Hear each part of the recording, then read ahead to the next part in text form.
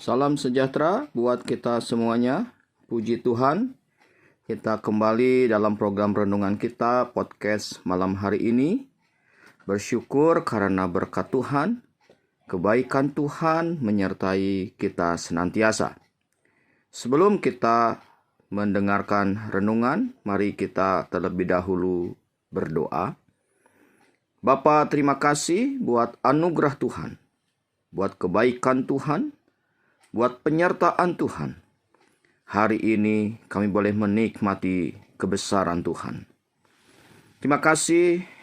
Sebentar kami akan merenungkan sabda-Mu. Kiranya Engkau memberikan pemahaman, pengertian, dan kami boleh dalam senantiasa kehendak Tuhan. Terima kasih Tuhan. Dalam nama Yesus, kami berdoa dan bersyukur. Amin. Mari kita membuka dalam Ibrani pasal 9. Suratan Ibrani pasal 9 ayat yang ke-24. Demikian sabda Tuhan. Sebab Kristus bukan masuk ke dalam tempat kudus buatan tangan manusia, yang hanya merupakan gambaran saja dari yang sebenarnya, tetapi ke dalam sorga sendiri untuk menghadap hadirat Allah guna kepentingan kita. Puji Tuhan, dalam ayat ini maka kita dapat melihat salah satu daripada Kristus mati, Kristus menderita, Kristus mengalami aniaya dan mati di atas kayu salib.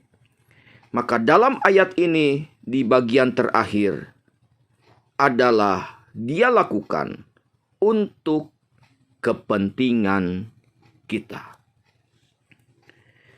Betapa bersyukurnya kita karena Kristus mau melakukan semuanya ini guna kepentingan kita. Jadi Kristus mati, Kristus menderita, Kristus disalib, Yesus dikubur. Itu adalah semuanya kepentingan kita.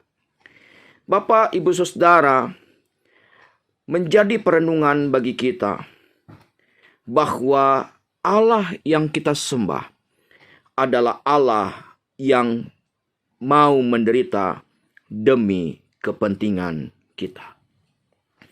Maka malam hari ini ada beberapa hal yang Yesus kerjakan bagi kita, sehingga Dia mau melakukan hal ini guna kepentingan kita.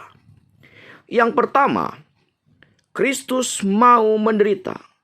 Kristus mau menderita berkorban bagi kita, guna kepentingan kita, supaya kita memperoleh keselamatan.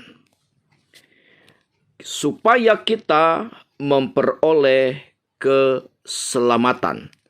Kita membuka dalam kitab Nabi Yesaya pasal 53 dalam ayatnya yang ke-6. Dikatakan, kita sekalian sesat seperti domba, masing-masing kita mengambil jalannya sendiri. Tetapi Tuhan telah menimpakan kepadanya kejahatan kita sekalian.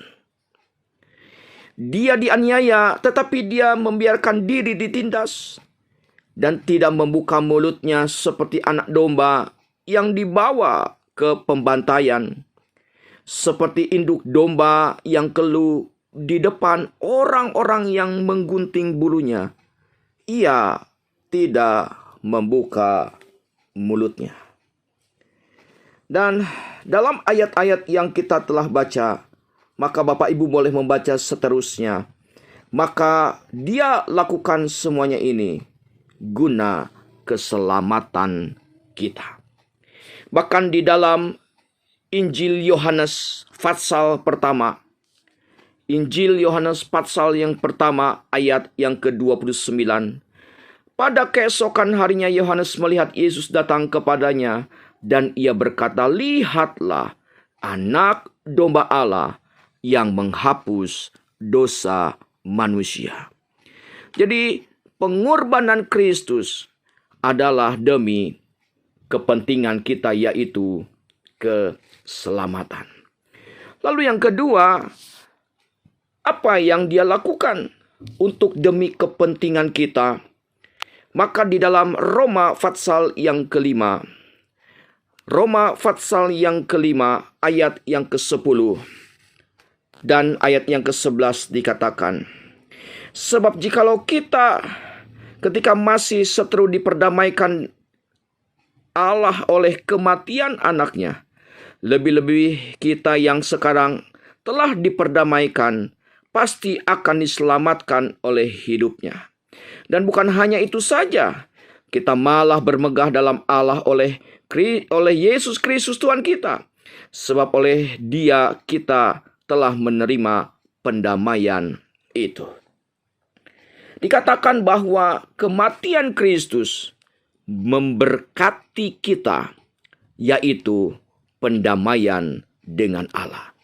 Ini memberikan sebuah nilai yang begitu berharga, nilai yang begitu tinggi, karena kita diperdamaikan oleh Allah, diperdamaikan dengan Allah. Kolose 1 ayat yang ke-20 dikatakan, "Dan oleh Dialah Ia memperdamaikan segala sesuatu dengan dirinya, baik yang ada di sorga maupun yang ada di bumi maupun di sorga, sesudah Ia mengadakan pendamaian oleh darah salib Kristus." Jadi dengan pendamaian ini, nilai hidup kita menjadi berharga. Saat manusia jatuh dalam dosa, maka ada jurang yang terpisah jauh dari hadapan Allah. Tetapi melalui pengorbanannya yang sempurna, kita diperdamaikan dengan Bapa di sorga. Dan nilai kita menjadi begitu berharga. Semuanya karena salib Kristus. Lalu yang ketiga, bagian yang terakhir yang kita dapat pelajari dari sekian banyak demi kepentingan kita. Dalam kitab Roma pasal yang kelima,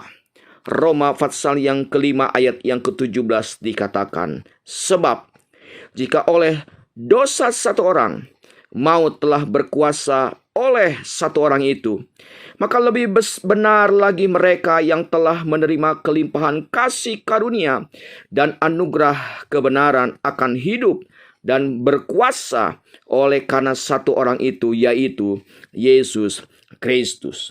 Yang ketiga yang kita dapat pelajari, bahwa kita boleh menikmati kasih karunia dan anugerah Allah yang begitu besar.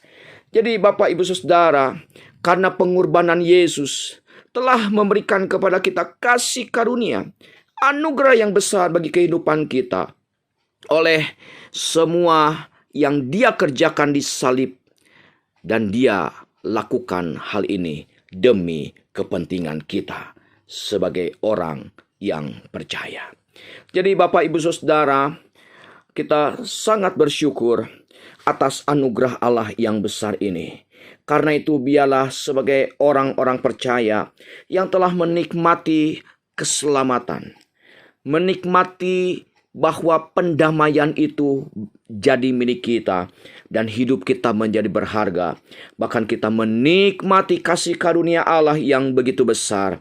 Biarlah sebagai orang percaya saat ini yang sudah menerima semuanya ini, marilah kita terus mengasihi Tuhan, terus taat melakukan sabda Tuhan, dan terus melakukan apa yang Tuhan mau di dalam kehidupan kita, sehingga kita adalah orang-orang yang disebut berbahagia karena kita menghormati, karena kita mengasihi, karena kita mencintai pengorbanan Allah yang besar, pengorbanan Allah yang tiada terkira dalam kehidupan kita.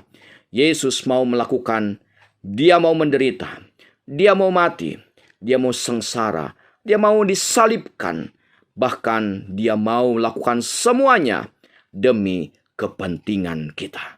Biarlah kita pun dalam hidup kita sehari-hari, kita semakin mengasihi Tuhan, semakin taat melakukan sabda Tuhan, dan kita terus memberitakan salib Kristus kepada banyak orang. Saya yakin dan percaya, jika kita memahami hal ini, kita akan semakin dekat, semakin mengerti, dan semakin tetap dalam kehendak Tuhan. Kiranya Tuhan memberkati renungan pada malam hari ini. Biarlah kita terus ada di dalam kebaikan Tuhan. Mari kita berdoa. Bapa di surga, terima kasih karena salib Kristus dilakukan bagi kepentingan kami. Karena itu kami bersyukur karena Engkau mau melakukan semuanya. Penderitaan yang tiada terkira, karya yang terbesar itu demi kepentingan kami semuanya. Karena itu Tuhan, biarlah kami terus mengasihi Engkau, kami terus taat kepada Tuhan, dan kami terus melaksanakan apa yang Tuhan mau, memberitakan sabda Injil kepada banyak orang. Berkatilah umat-umat-Mu yang ada pada malam hari ini, dimanapun saat ini berada, mendengarkan renungan pada malam hari ini. Biarlah berkat Tuhan atas hidup mereka. Terima kasih Tuhan, terpuji nama-Mu, kekal selama-lamanya. Ini doa kami, dalam nama Yesus kami berdoa. Haleluya, haleluya, amin. Puji Tuhan, selamat malam. Tuhan Yesus memberkati kita semuanya. Haleluya, haleluya, haleluya.